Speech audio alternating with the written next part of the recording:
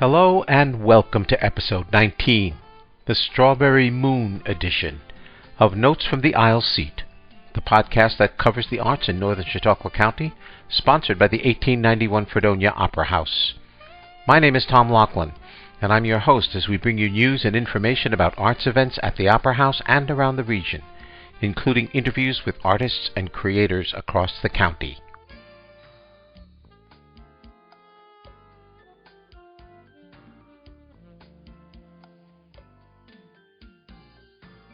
This month's full moon on June 14th is called the Strawberry Supermoon. Strawberries happen to be my favorite fruit, and I love everything strawberry, from yogurt to ice cream to pie. Speaking of which, I've got to go check and see if Portage Pie is baking their strawberry rhubarb pies yet. There's nothing better than dipping a fresh strawberry into a little cane sugar and savoring that sweetness. On top of it being a full moon, it's also a supermoon, so called because the moon is closest to the Earth in its orbit and appears just a little bit larger in the sky, especially when it rises. If I were you, I'd set aside time to catch this supermoon and make it a special occasion with a bowl of strawberries and cream. Hardly gets better than that.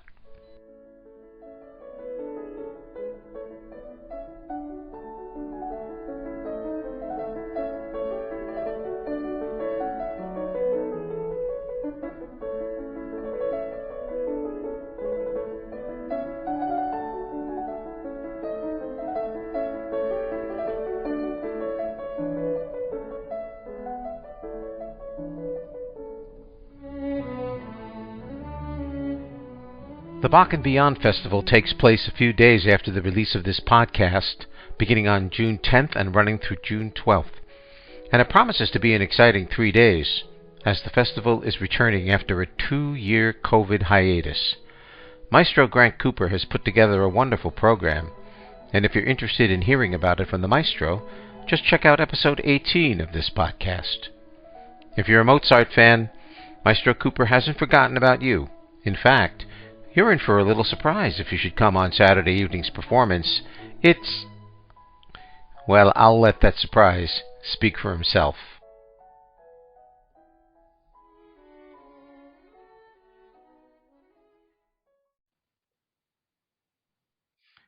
Well, I have a very special guest with me right now who's going to be performing on Saturday, June 11th at the Bach and Beyond Festival, and I'm going to let him introduce himself. Hello, my name is Collin Parker-Szekely. And how old are you, Collin? I'm 15 years old. 15 years old. I think that's amazing. When I think about what I was doing when I was 15 compared to what you've been doing when you're 15, oh wow, it's really very remarkable. And I want to take the time to congratulate you, first of all, on all of the wonderful things you did. Your biography reads like a musician who has been performing for quite some time. Let me just give the listeners just a little bit of what you've been up to. You've performed and received top honors from the Charleston Piano Competition. Just as recently as April in 2022, you won the Triumph Music Festival Concerto Composition, which included a substantial monetary award and participation in this upcoming fall at the Academy of Music in Philadelphia. You play with 2 chamber trios through Settlement. You play the cello and you play the piano, and with those chamber trios, you play one with piano, one with cello.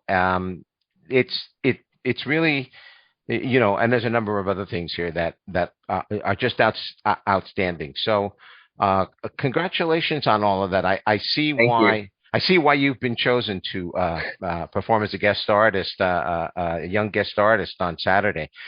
So let me ask you first off, to start off with. 15-year-olds don't normally gravitate to classical music. So, what was the spark that first got you interested in classical music?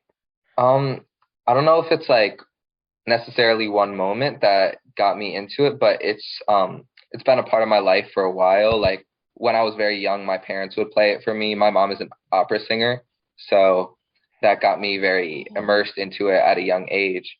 But I didn't really start kind of getting into it until maybe fifth or sixth grade when I started to like, as I got more advanced, play more classical music, and I just really enjoyed it. And yeah, ever since I've been very into it. Is it the melodic constructions? Is it the sound of the instrument? Is it the rhythms, the pace, the challenge of the material, or is it just all of it? It's I think it's all of it, to be honest. Yeah, there's yeah, I don't know. I really love I love everything about it. Yeah, it's funny, but you're talking to a man, by the way, who couldn't get past the second John Thompson book when when I took piano lessons. But I'm enthralled the way you are when I listen to concerto music and pianos, and I just sit there and go, oh man, it just is it's so beautiful to listen to that. Mhm. You picked up both the cello and the piano. Do you have a preference, one or the other? I have to say that piano would be my main instrument, but I actually find the cello as like the most beautiful instrument. Like whenever I hear it, it's just amazing. But I would have to say piano is my main instrument. Yeah. Um, it was funny because as I was doing the research and listening to that particular concerto, I said, "Oh, maybe they're going to do that twice. Maybe Colin will play the piano one time through, and then they'll take a break and they'll come back on the cello and play on the cello, and they'll just play it the That second time through." that would be great. Well, if I get a chance to make a recommendation to Maestro Cooper on that, maybe I'll put in a good word. I think that Yeah. would be fantastic. Uh, um, Mozart, he's a terrific composer, Yes. and I'm sure that his brilliance shines out. Do you have any other composers you really like? Well, I'd say I guess I would give three that come to mind. I enjoy Chopin. Um, I enjoy Ravel, and I really like Prokofiev. Can I ask like what you like about each one of those? What do you? Um, each of them are so different. So I guess for Chopin, I love the melodic structure. I think he writes the most beautiful melodies I've ever heard. Ravel, it's I don't know, it's kind of typical of the era, but it's just like the picture he makes with it. Mhm. And then Prokofiev, it's just all over the place, and I love it because of that. He is all over the place. Yeah, It's really quite a challenge to travel the keyboard with him. right. Yeah, yeah, absolutely. So you must put in a lot of practice time. Mhm. Um, when you sit down to learn a piece, um, how do you go about structuring your time, learning the piece, all of those kinds of things, and how long does it usually take you to consider that you've mastered the piece? Hmm. Well, I've I don't think I've mastered like any piece I've played yet. I don't think I'm at like quite the level to say that, but I guess to get it to a performing point where I feel comfortable enough performing it, I'd say obviously varies from length, but I'd say like 2 to like maybe 4 months Two, would be a safe amount. okay, 2 to 4 months. So Yeah. you need the piece, and do you have a structure? Do you learn one hand and then the other? Do you learn the sort of movement by movement? How do you go about doing that? Um, so yeah, I mean, when I start a piece, I definitely take it really slow and do hands separately. To be honest, I could probably do more of that, like once I've learned the piece, because it's Hmm. it's always good. Um, but yeah, I think that's like the main things I do when I start it, and then like slowly get it up, and yeah. Do you do anything with your fingers to keep them in shape? You have any particular exercises that? Um, yeah, so I a lot of the time I start off my practice with a couple like Hanon exercises. Uh-huh. like the da da da da da. Yeah, Right. Scales. scales. Yeah, Everybody does scales. That's for everyone does scales. Yeah. yeah. That's for sure. Um, the what do your peers at school think of all of the work that you do to be able to perform at this level? Um. Well, for the ones that like know that I'm like a serious pianist, I think Mhm. they're pretty impressed. I mean, most of them are kind of clueless when it comes to this stuff, and I don't think like they quite know the amount of time that like I put into it. Mhm. Um, but yeah, I think for the most part, my peers are pretty impressed with it. Yeah.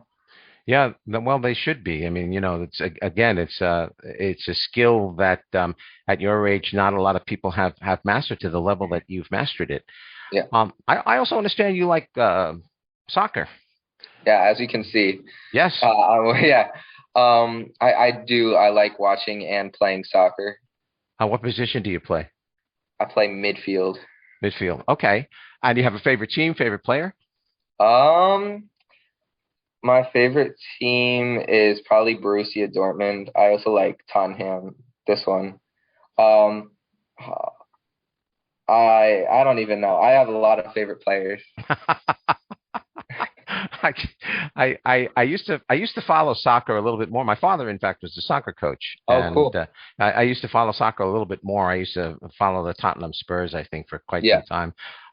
They were one of my favorite clubs. yeah. But at this point, usually wait. You have a country you're going to root for because the World Cup's coming up. Well, for I guess we'll see how far they get, but I'll root for the U.S. Uh-huh. But I know they have a pretty good team. I think they can do something. But out of the teams that I like, actually think can do something, I root for Germany because I have family there. So yeah. Oh, Hmm. okay. Germany, yes. Yeah. Germany is they're a very tough team because they're so methodical and they're so, Yeah. they're so concentrated and tight. I tend to like Yeah. the South American sort I, of, I I do like the South American style. yeah, the South American style. Whenever you see the South American style against the European style, it's always an interesting match. Yeah. Um, so, as you look towards your future with all of these things that you have done, all of these accomplishments that you have, what kind of goals do you have in mind for yourself? Where you heading?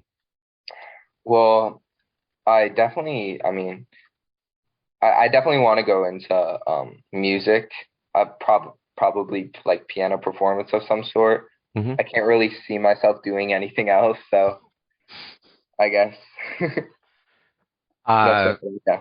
any particular orchestras you admire that you would say, man, if I could get into that orchestra, I would be happy. Well, I mean the Philadelphia Orchestra. I'd love to play with them. Uh-huh. Um, one day. I mean, whenever we're in Philly, we like sometimes we see the orchestra, but we always like drive by the Kimmel Center. It's like one day, one day I'll be there. One Yeah, day you might be there. One day you might be there as a soloist. That'd be yeah. great. That'd be really good. Any particular conductors you can think of that impress you?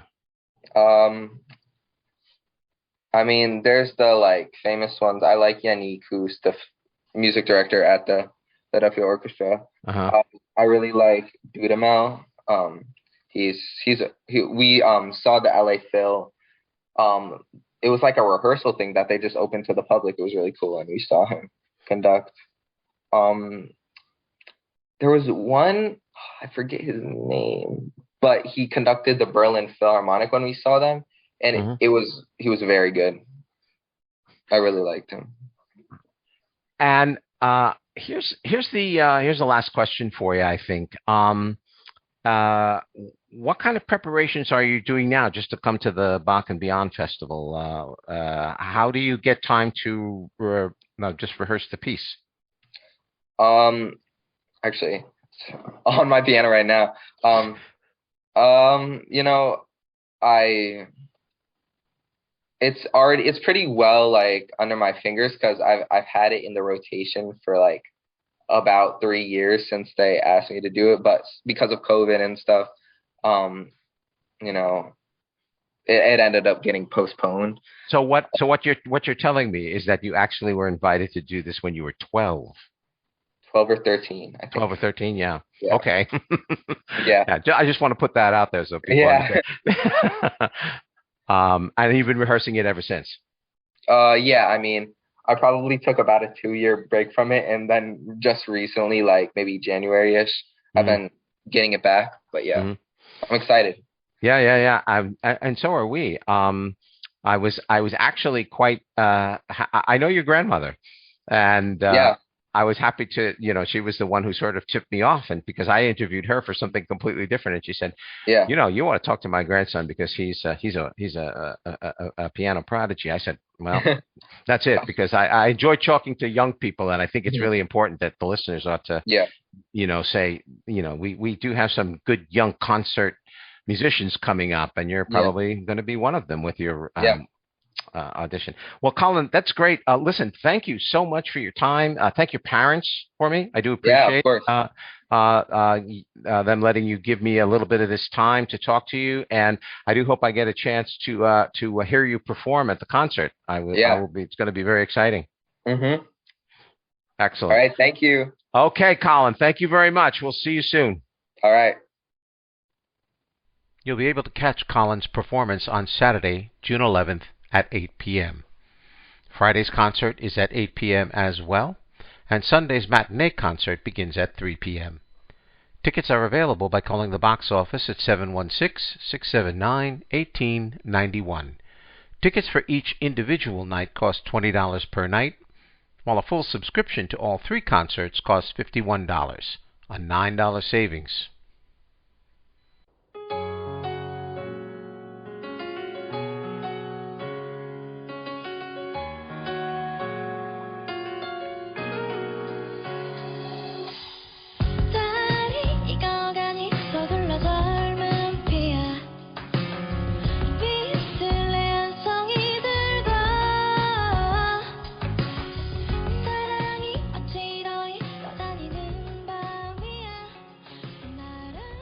Here's the arts calendar for the next 2 weeks and slightly beyond.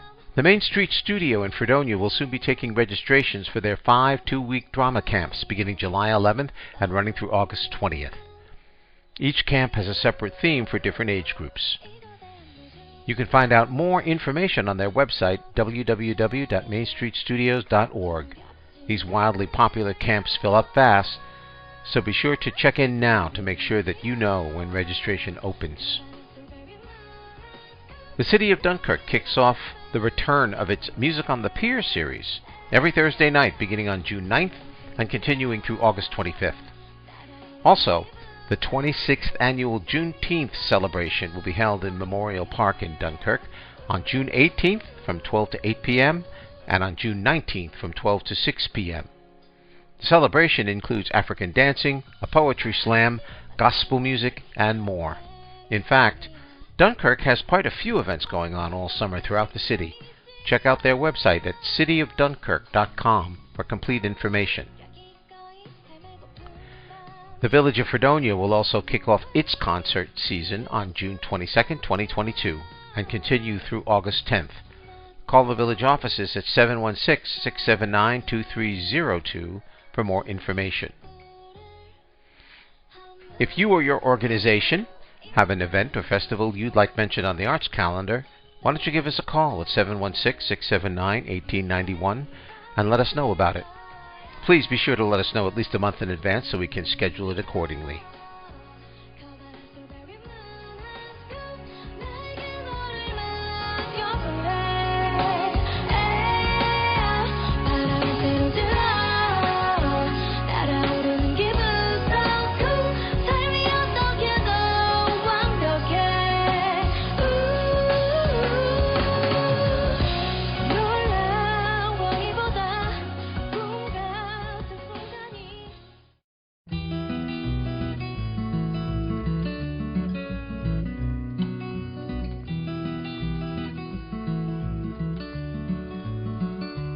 It's a long and dusty road, a hot and a heavy load, Folks I meet ain't always kind. Some are bad and some are good. Some have done the best they could. Some have tried to ease my trouble in mind. And I can't help but wonder where I'm bound, where I'm bound. Can't help but wonder where I'm bound.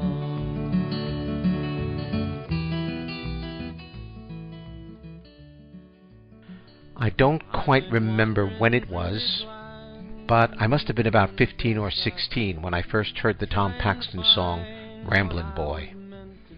I remember thinking that this was a song I could play on my guitar to really get better at my finger-picking skills. It was simple, plaintive, unadorned, and the story it told was, to a kid growing up on Long Island, compelling. Get out there and ramble. I went on to learn over a dozen more of his songs and played them whenever and wherever I could during my early career as a budding singer-songwriter. I had yet to write any songs of my own, but what did that matter when I had all these terrific songs out there to play? I saw Tom Paxton live a few times through high school and college, and his music never left me.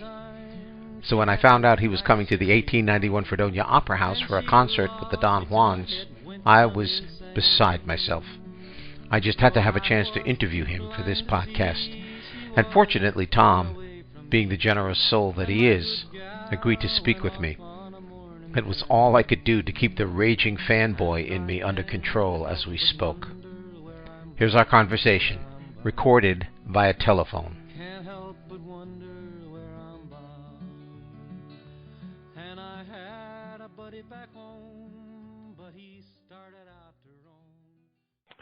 It is an honor that is very difficult to describe for me to have Mr. Tom Paxton as a guest on my podcast this week. Tom, welcome to the podcast. It's so good to have you. Thank you very much. You're very welcome. I know everybody's looking forward to your appearance at the 1891 Fredonia Opera House, but I think perhaps none more so than myself. I've been a lifelong fan, and so the first thing I really want to do is thank you for your career and the way that you've managed your career, your life. It is something that people who do not know you or don't know your music should really go out and take a look at. You've had a magnificent, wonderful life, and you've lived it well. And I hope you continue to live it for a very long time, because we need Thank you. Right into total decrepitude.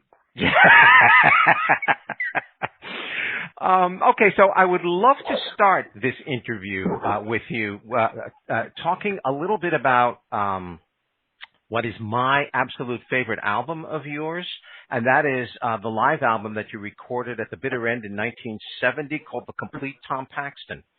That was a lot of fun. Yes, and the reason I wanted to start there is because I sort of think of that album as peak Paxton. Peak Paxton. Yeah. There's so much on that album that is reflective of your career in life. There is humor, there is political material, there are beautiful, lovely love songs, and also it's you had finally, I think, crossed over into folk rock by then. So you had converted and managed it. What was so much fun about that particular album, and how did it come about?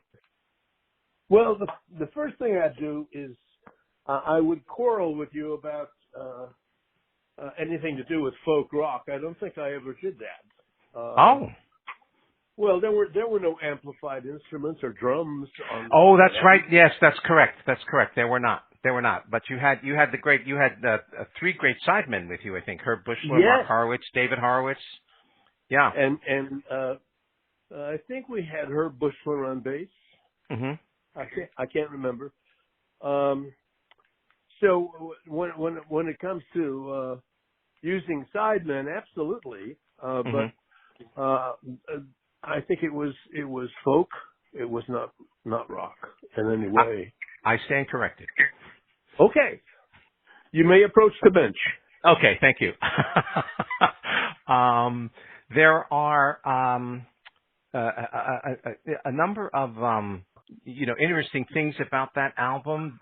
One of them is the fact that there are a few songs, not a few songs, two or three, I think, about women leading hard lives in the city. Oh yeah. What about those songs what drove you to write those particular songs? Well, just observation. Living in the city and seeing what it did to people who weren't perfectly equipped to handle it.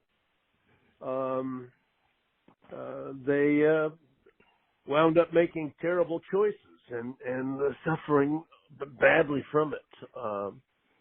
Let's see, one of those songs was Cindy's Crying, I think. That's right. You have Cindy's Crying, you have Hooker, you have Clarissa Jones on that album. Yeah. Well, life in the city, if you're under financed, is a very difficult road. Mm-hmm. And if you add to that the wrong color and maltreatment by people nearby, it can be some kind of hell. Yeah. And I just saw that, and that had to be something I wrote about. You also have on that album the song "I Give You the Morning," which I believe you wrote for your wife Mitch Paxton, Margaret Ann Cummings. How and she you and she were married until her passing, I believe, in 2014. Can you talk about Midge a little bit? What she meant to your career, your life? Well, it wouldn't have been the same life and career without her. She was not a musician herself, but she was a great observer, and she was a great critic of my work. I always showed her and first something I'd done, and she had a very good sense of what was working and what wasn't, with some notable exceptions. Over the years, we had fun talking about how she had turned thumbs down on Whose Garden Was This? Oh my! She didn't think that song would make it at all. Luckily, I thought it might, so I insisted on singing it. And I mean, she laughed at herself about that. But she was right there while I wrote these songs, and she was my biggest booster. I mean, she believed in me utterly, and whatever fights we had about songs and everything were from a basis of mutual love and respect. And usually when she could point out a weakness, like that verse doesn't seem like it belongs in the song, and she was usually right. So I trusted her a lot, while retaining the right of going ahead with something. And usually when I did, it was my mistake. But it was a good relationship, a trusting relationship. By the way, that song you mentioned, "I Give You the Morning," there's some interesting things about that song. This was, I guess, it was in 68 or 69 that I was in Sweden.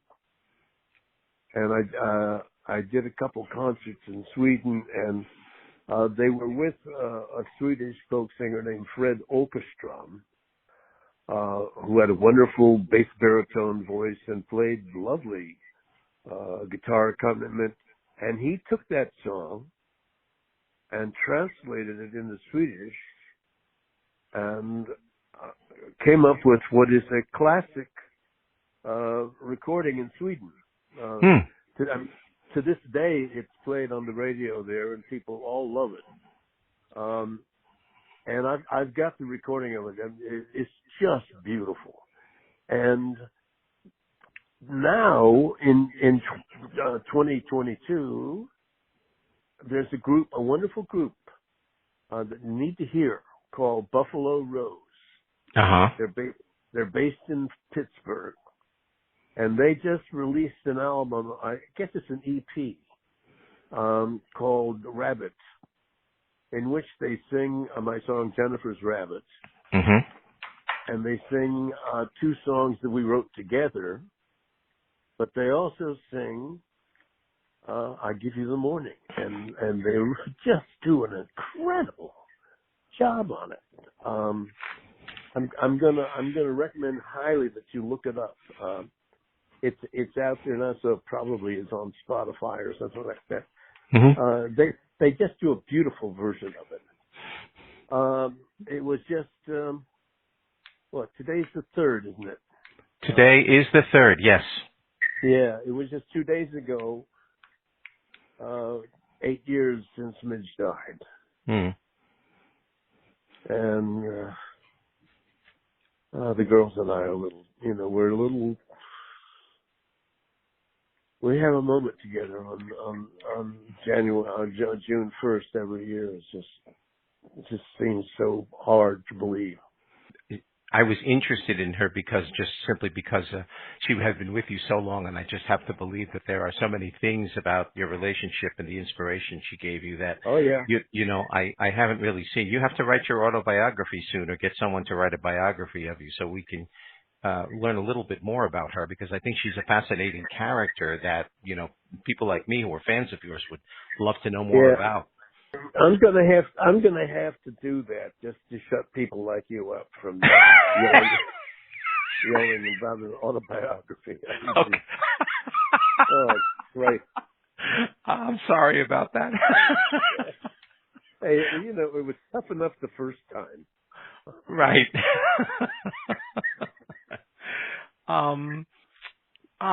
So let me ask you a little bit about you have what I think is an iconic look. I mean, when you look at you, it's like that is Tom Paxton and can't be anybody else. You have that Swedish fishing cap that you always wear. Your hair is just about below your ears. The mustache is iconic. And you've always chosen clothes which sort of project a very working man kind of vibe in your early albums. You're plain denim shirts, plain pants, nothing else, and that continues throughout your career. And I think you've just recently moved to a goatee. Is that on purpose? Did you deliberately cultivate that look for yourself? Because it's a great look. It's just my look. That's all. I buy the clothes I like, and they're a little bit short but flashy. I'll admit that. But flashy doesn't look good on me. I mean, I'm a small town kid. I'm a Midwestern, Southwestern guy, and I guess that's how I'm comfortable. Yeah, you always look comfortable, but it's mind you, for the date at the Opera House, I was thinking tux. Well, if you do show up in a tux, I'm going to be in the front row taking your picture. So that's because I would never expect to see something like that. But listen, I mean, Phil got away with the gold lame suit, so yes. Maybe it's time for me to try something, I remember the picture of Phil in that gold lame suit. It was something. I saw him do it. And I loved it. I mean, he was singing Buddy Holly songs, and come on, man, it was great. It was fun. Yeah, it was, and it was so. Phil Ochs is another of the artists whose catalog I learned. I knew an awful lot of Phil Ochs songs. I still do. There's not a day that I don't miss him. I was going to ask you a little bit about him and talk a little bit about Phil because he was raw, he was edgy, he was dynamic, he was forceful, and he was so truthful. I mean, that man could put, the truth out there in a way that really just, it got to you. Yep, I agree. I always thought that if he could have hung on until Reagan became president, he would have had a new lease on life, Oh, yeah. But that is being frivolous. Phil died of a very real disease, clinical depression. Yes. It's a very unforgiving disease, and it took him as it takes everyone that gets it. I just loved the guy, and I saw him fail. I saw it get him, and God, it's just one of those hard things to live with. Yeah, it's very hard. I remember the day he died myself, and all I could do was just, I guess a lot of people, just sit there. I grabbed my guitar and I played every Phil Oakes song I ever learned. Yeah. Speaking of, Phil Oakes and your music, the political side of your music, we're in 2022 now, and I was amazed in sort of, thinking of your discography and looking up some of your works, how so many of your political songs, sometimes you call them short shelf life, but I looked at them and I went, I don't think so. I mean, when you look at Whose Garden Was This, which was written for Earth Day in 1970, and we have these climate problems going on now, when you look at a song like Mr. Blue, which you said I think you said you wrote because you'd need it someday, and you look at, the repressive legislative attitudes that's going on around the country, when you look at a song like Buy Your Son a Gun, and then you look at, the gun violence that we have lately. When you look at the song called Daily News and you think about Fox News today, I mean, there's a line in Daily News which is, don't try to change my mind with facts. Your songs are very current for this particular era, and I wonder how you parse that for yourselves. And you wrote all of these songs like in the 60s, and yet here we are in 2022, and many of these issues are still rearing their ugly heads. Well, I like to point out when I'm teaching that it's always good to write a topical song. Write songs that are happening in front of us. If you want to write a song, go into the paper and find a story, which you will do, that moves you in any way. And it can be to hilarity. It can be to sorrow. It can be to anger. It can be what the fuck. And write a song with yourself as the protagonist in that story, or as an eyewitness. And what this does is it documents the time, it documents you as an observer, and it gets you away from obsessive navel-gazing songs, relationship songs, some of which, of course, we need to write them, and they're honest in their way. But what this does is make you a citizen of the world. Shakespeare said it: hold the mirror up to nature. Yeah. Just write a song about what you see, even if it's imaginary, and it gets you out there. I mean, Woody Guthrie was not in Ludlow, Colorado, the day that the gun thugs shot the miners. He was not there, but it feels as if he was, and he puts you there that way, and that's just a good way to write songs.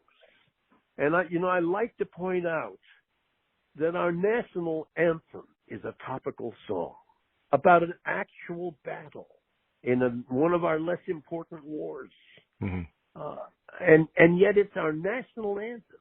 And it's all about one night, what in Baltimore Harbor, Fort William, which was it was under attack. He was a prisoner, I think, standing on the deck of a British ship bombing the fort, and the flag was still there. And he wrote that poem. And I mean, I still love to hear that song. I love that song. He used a melody from an English drinking song as a melody that he set it to. So I believe in writing topical songs. I don't know if you've heard a song that John McCutcheon and I wrote called Ukrainian Now. I haven't heard that one yet, no.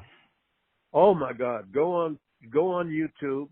It's called Ukrainian Now, and the chorus goes, I am Ukrainian now. I will stand and I will not bow. A half world away, and somehow I am Ukrainian now. And Noel Stuckey from Peter, Paul and Mary made a beautiful clip of it, and I want people to hear it. And it couldn't be more topical. And recently I wrote a song with Kathy Fink called "Don't Say Gay," satirizing that idiot in Florida, and we recorded a video of it with the Gay Men's Chorus of Washington D.C. Oh wow! And it's on YouTube now, and very, very topical. We have another one that's on YouTube called "When the Big Bad Books Go Boo." About the obvious, about the censorship, you know. And right. I remember what the German poet Heinrich Heine said when people burn books, sooner or later they burn people. And I just keep thinking of that black and white documentary film of book burnings in Germany in the 30s, and think, my God, we learned nothing. We have learned nothing. We think that burning books is going to save us. Yes, it's pretty sad, and that's why we need that's why we need people to keep writing topical songs. Are there enough singer-songwriters today writing topical songs, do you think? There might be, but we're not hearing them. I think that podcasts like yours are one way that they get around. Well, it's certainly different when they used to be,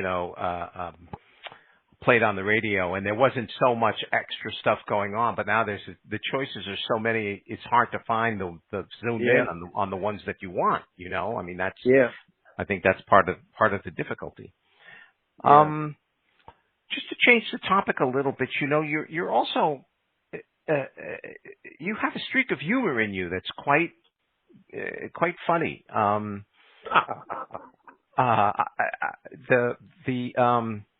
Again, on my favorite album, The Complete Tom Paxton, you do something called the Bayonet Rap, which is absolutely hysterical. And you also have very, very topical songs, but they're in they're kind of in the vein of a Tom Lehrer in their humor. Forest Lawn is one of them. Is This Any Way to Run an Airline? Again, a song that you wrote, I don't know, 50 years ago that's still topical today. It's a very wry sense of humor. Did you were you a Tom Lehrer fan? Did you listen to his work? I was a big fan. Oh yeah. Oh. About a maid, I'll sing a song, sing a rickety tickety tin. About a maid, I'll sing a song. She didn't have her family long. Not only did she do them wrong, she did every one of them in. She did every one of them in. Oh yeah. I met him once. I was on some kind of a show with him once up in Boston in the 60s. And then years later when I did an album called 1 Million Lawyers and Other Disasters, and it was mostly topical comedy. I sent a copy of it to him saying, you have a lot to answer for.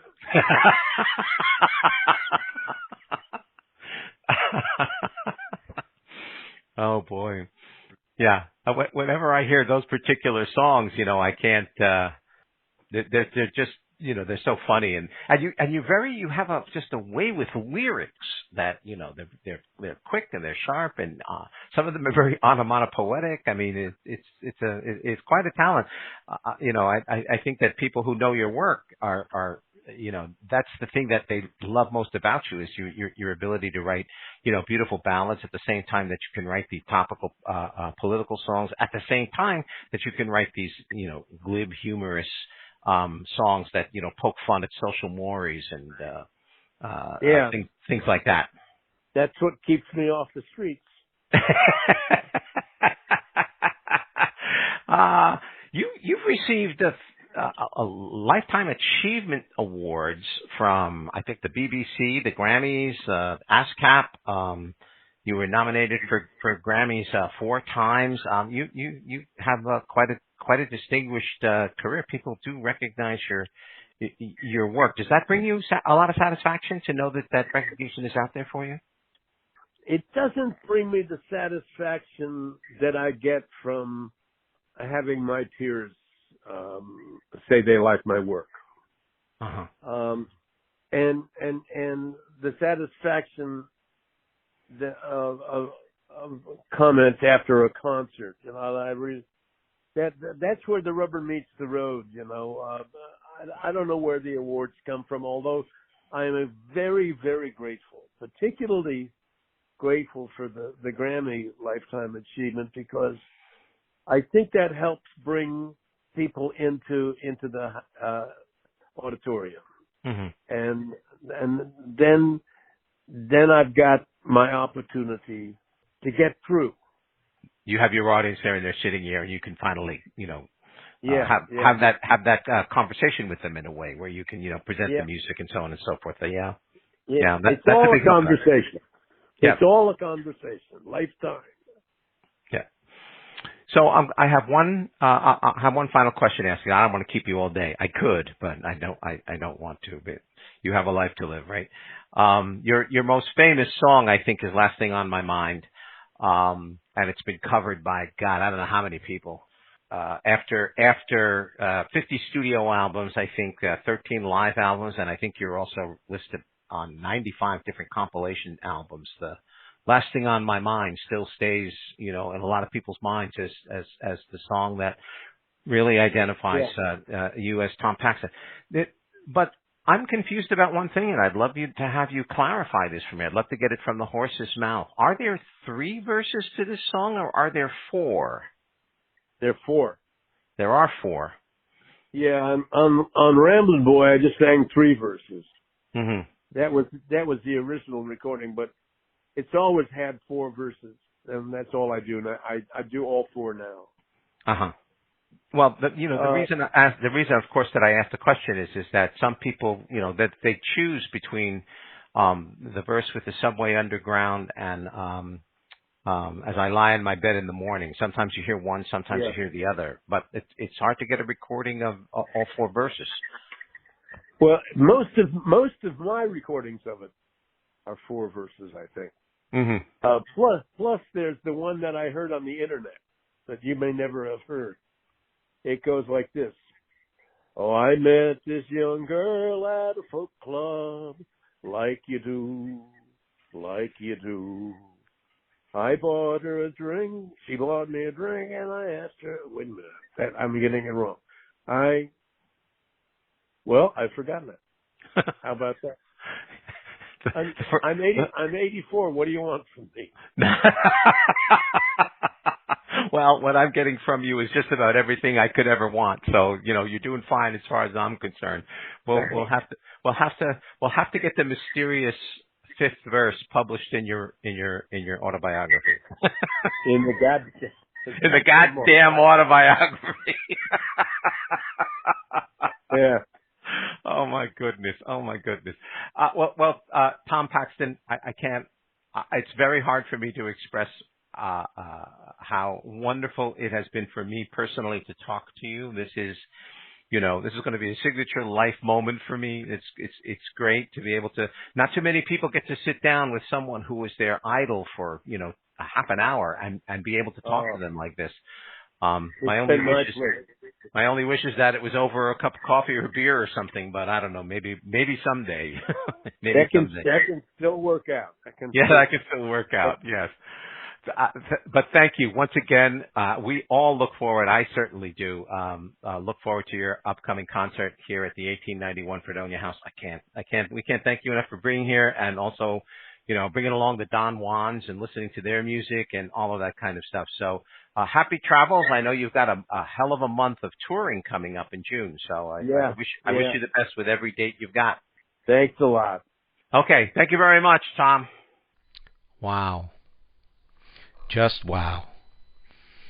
Tom Paxton and the Don Juans will be appearing at the 1891 Fredonia Opera House live in concert on Saturday, June 18th at 7:30 p.m. The concert is part of the Folk in Fredonia series sponsored by the Gilman family with a grant from the National Endowment for the Arts. I encourage everyone, young, old, and in between, to come see this folk music icon and Lifetime Achievement Grammy Award-winning performer and listen to Tom play and entertain you. You won't be sorry in the least. Tickets are only $20, $18 for Opera House members, and $10 for students. A bargain at any price.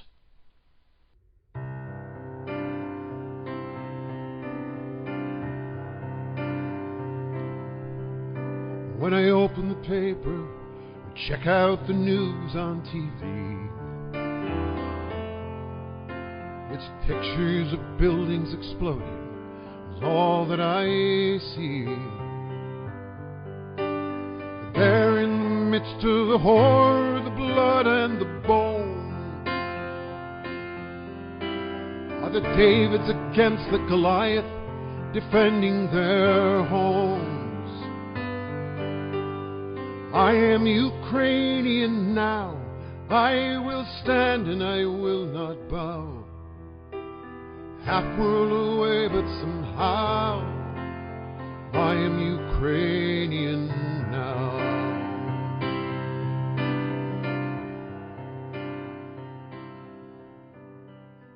And that's it for this Strawberry Moon edition of Notes from the Aisle Seat.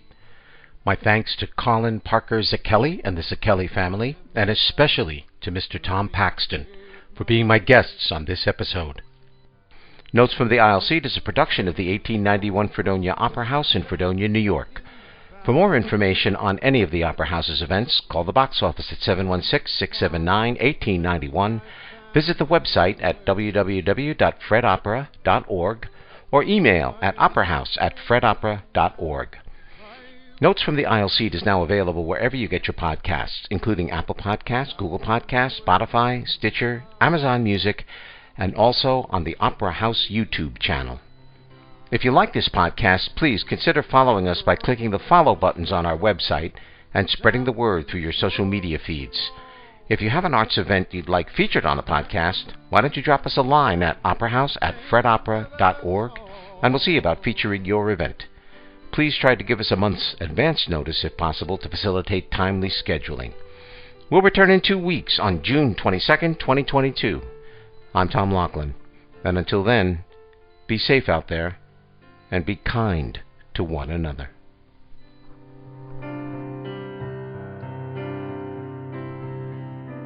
Sometimes the picture before you is just too hard to see, but I can't look away like the coward that I used to be. While others are mounting resistance and risking it all, how can we stand by impassive when we hear their call? We are Ukrainian now, we will stand and we will not bow. Half world away, but somehow we all are Ukrainian now. We are Ukrainian now, we will stand and we will not bow. Half world away, but somehow we all are Ukrainian